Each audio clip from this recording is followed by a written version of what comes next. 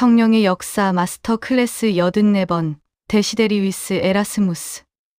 여러분, 흔히 종교개혁이라고 하면 마르틴 루터의 망치 소리를 먼저 떠올리곤 합니다. 하지만 그 망치가 울리기 전 펜 하나로 중세의 두꺼운 어둠을 뚫고 길을 낸 사람이 있었습니다. 에라스무스가 알을 낳았고 루터가 그것을 부화시켰다는 유명한 말처럼 그는 인문학의 지혜와 성령의 조명을 결합하여 잠자던 유럽의 지성을 깨운 개혁의 산파였습니다.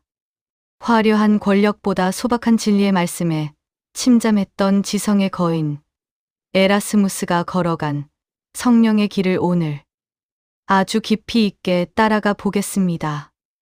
에라스무스의 삶은 겉으로 보기엔 화려한 학자의 길이었으나 그 내면은 오직 성경의 본질로 돌아가려는 성령의 갈망으로 가득 차 있었습니다. 이제 그가 어떻게 부패한 제도권 교육을 넘어 성령의 참된 지혜의 눈을 뜨게 되었는지 그 시작부터 아주 자세히 살펴보겠습니다. 서기 1466년 네덜란드의 로테르담에서 태어난 에라스무스는 어린 시절부터 성령님의 세밀한 간섭 속에 있었습니다. 그는 우리가 앞서 만났던 게르트, 그로테의 공동생활 형제단이 운영하는 학교에서 수학하며 새로운 경건의 씨앗을 가슴에 품었습니다. 당시 중세 교회는 껍데기만 남은 형식주의와 외적인 의식에만 치중해 있었습니다. 사람들은 성인의 유물을 숭배하고 고행을 하면 구원을 얻는다고 믿었습니다. 그러나 어린 에라스무스는 공동생활 형제단 학교에서 형제단원들이 보여준 소박하고 진실한 신앙, 즉 내면의 성령님과 매일 동행하는 삶이 무엇인지를 뼈저리게 배웠습니다. 그들은 학문을 닦으면서도 그것이 교만이 되지 않도록 늘 기도로 자신을 비워냈습니다. 에라스무스는 이 시절에 경험한 마음의 종교를 평생 잊지 않았습니다. 성령님은 소년 에라스무스의 가슴 속에 지식보다 더 고귀한 것은 그리스도를 닮아가는 성품이라는 사실을 깊이 새겨주셨습니다. 하지만 그의 청년기는 순탄하지 않았습니다. 부모를 일찍 여의고 가난에 시달리던 그는 친척들의 강요로 마지못해 수도원에 들어가야 했습니다. 그는 그곳에서 오히려 교회의 부패와 무지를 처참하게 목격하게 됩니다. 수도사들은 성경을 읽기보다는 복잡한 법규를 따지는 데 급급했고 거룩한 척하면서도 뒤로는 탐욕을 부렸습니다. 성령님은 에라스무스를 그 답답한 수도원 담장 안에 영원히 가두어 두지 않으셨습니다.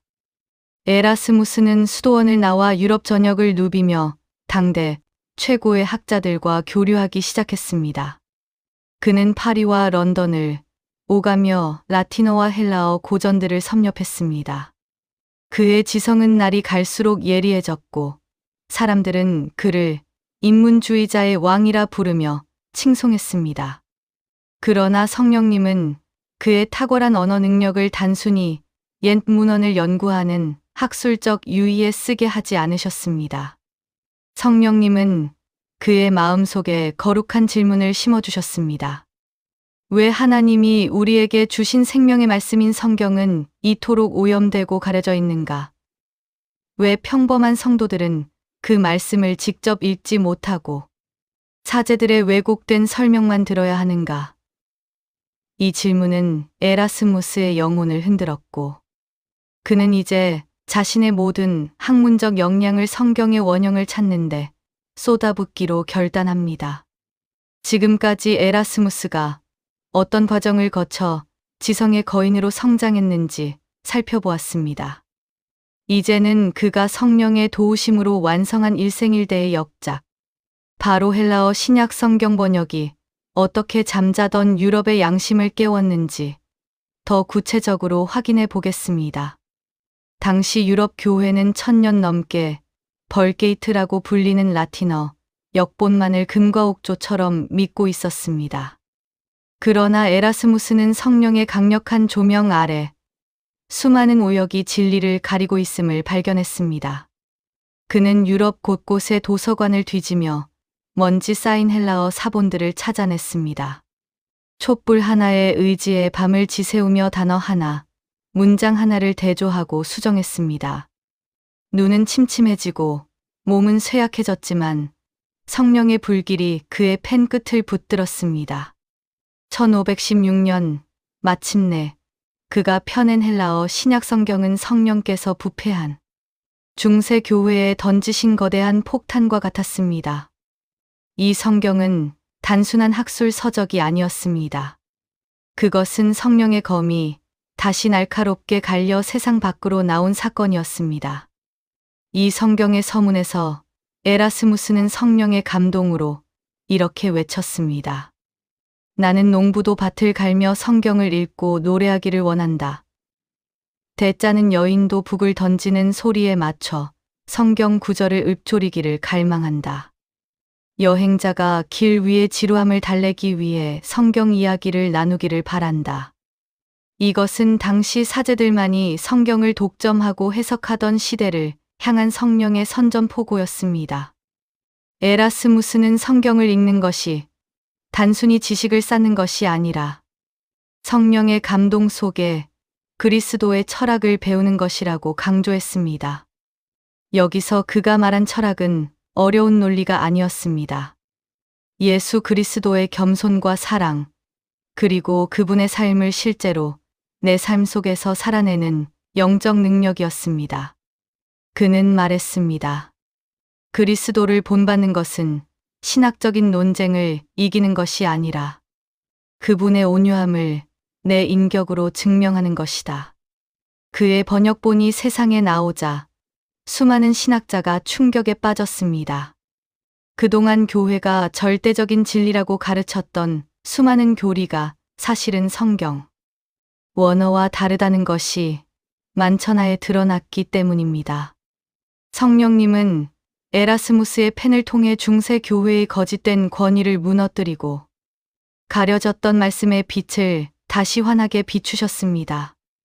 에라스무스는 또한 성령의 지혜를 빌려 당시 교회의 가식과 위선을 날카롭게 풍자했습니다.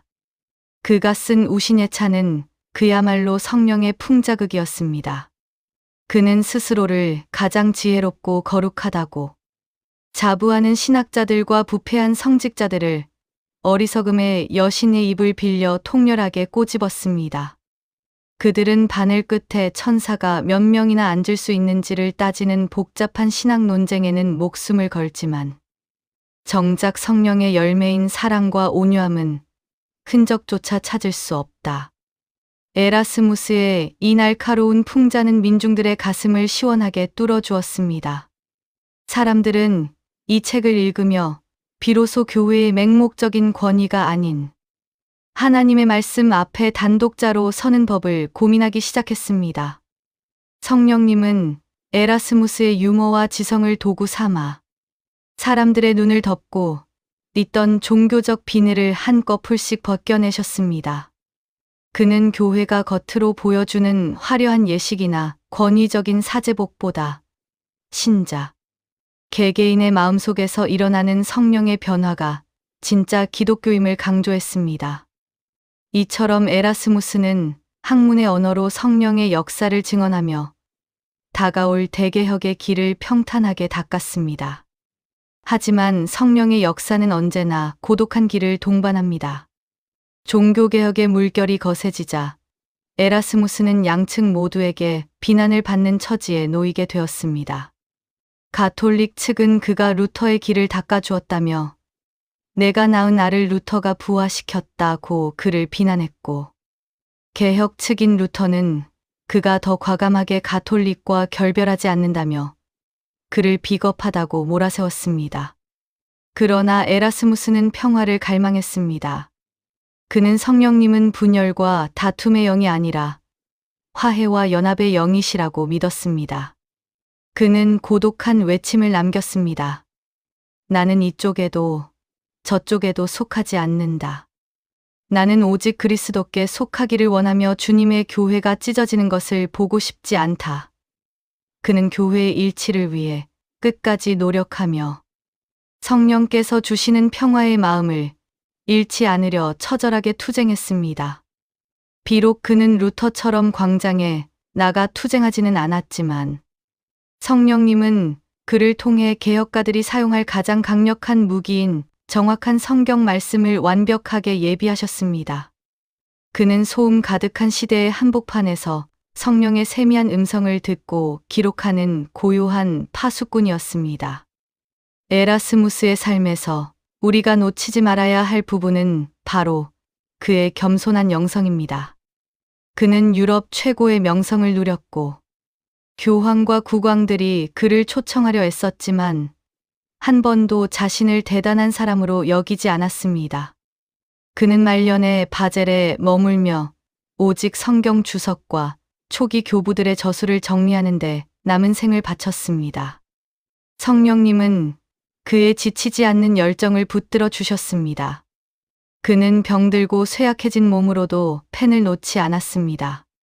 죽음을 앞둔 마지막 순간, 그는 모국어인 네덜란드어로 오, 예수여, 자비를 베푸소서 라는 짧고 간절한 기도를 남기고 조용히 눈을 감았습니다. 그의 죽음은 한 학자의 종말이 아니라 인문학적 지성이 어떻게 성령의 거룩한 도구가 되어 시대를 바꿀 수 있는지를 보여준 영광스러운 마침표였습니다. 성령님은 에라스무스라는 한 사람의 치밀한 학문적 노력을 통해 전 세계 모든 민족이 각자의 언어로 성경을 읽는 기적 같은 미래를 예비하셨습니다. 지금까지 살펴본 에라스무스의 유산은 결코 사라지지 않았습니다. 그가 펴낸 헬라어 성경은 훗날 마르틴 루터가 독일어 성경을 번역할 때, 그리고 영국의 틴데일이 목숨을 걸고 영어 성경을 번역할 때 결정적인 길잡이가 되었습니다. 만약 에라스무스가 성령의 감동 속에 그 고통스러운 교정 작업을 완수하지 않았다면 오늘날 우리가 우리말로 성경을 읽는 기쁨을 누리기까지 훨씬 더 오랜 시간이 걸렸을지도 모릅니다. 그는 성령의 병기 창고를 채운 신실한 보급관이었습니다. 에라스무스는 오늘 소음 가득하고 극단적인 갈등이 넘치는 세상을 살아가는 우리에게 강력한 질문을 던집니다. 당신의 지식은 하나님을 향한 사랑으로 이어지고 있습니까? 당신은 진리를 안다고 자만하며 타인을 정죄하는데 성경을 사용하고 있지는 않습니까? 성령님은 단순히 우리를 뜨겁게 하는 분이 아니라 우리를 진리의 깊은 바다로 이끌어 냉철한 이성과 뜨거운 가슴이 조화를 이루게 하시는 분입니다. 에라스무스가 성경 원어를 찾아 헤매며 흘렸던 그 거룩한 땀방울이 오늘 우리들의 성경 읽기 속에서도 회복되어야 합니다. 말씀은 장식이 아니라 성령께서 우리 영혼을 수술하시는 예리한 검이라는 사실을 잊지 마십시오. 사랑하는 성도 여러분, 오늘 에라스무스의 뜨거운 지성과 영성을 통해 여러분의 신앙의 깊이를 다시 한번 점검해 보시길 바랍니다. 비록 우리가 학자처럼 원어를 연구하지는 않더라도 매일 대하는 성경 말씀 앞에 에라스무스와 같은 경외심을 가져야 합니다. 성경을 읽을 때 성령의 조명을 간구하십시오. 주님, 문자에 갇힌 지식이 아니라 내 삶을 변화시키는 그리스도의 철학을 깨닫게 하소서. 세상의 얕은 지식에 흔들리지 마십시오. 성령님은 오직 진리의 말씀 위에 굳건히 서 있는 자를 통해 지금도 세상을 흔드십니다. 여러분의 평범한 일상이 단순히 세상을 따라가는 것이 아니라 말씀의 지혜를 드러내는 성령의 서재가 되기를 간절히 소망합니다. 하나님은 말씀 앞에 정직하게 반응하는 한 사람을 통해 어두운 시대를 깨우십니다. 여러분이 바로 이 시대의 영적 인문주의자가 되기를 원하십니다. 지식이 깊어질수록 주님을 향한 겸손도 깊어지는 은총이 있기를 바랍니다. 주님은 여러분의 진실한 탐구를 반드시 기억하시고 생명의 지혜로 인도하실 것입니다. 에라스무스가 발견했던 그 찬란한 말씀의 영광이 오늘 여러분의 눈앞에도 선명하게 펼쳐지기를 기도합니다. 이 영상이 여러분의 영혼에 거룩한 지혜의 불을 지폈다면 구독과 좋아요로 이 진리의 소리를 세상에 전하는 사역에 함께해 주시길 부탁드립니다. 여러분의 작은 참여가 잠든 영혼들을 깨우는 성령의 나팔 소리가 될 것입니다. 시청해 주셔서 감사합니다. 주님의 평강과 말씀의 능력이 여러분의 삶에 늘 충만하시길 간절히 기도합니다.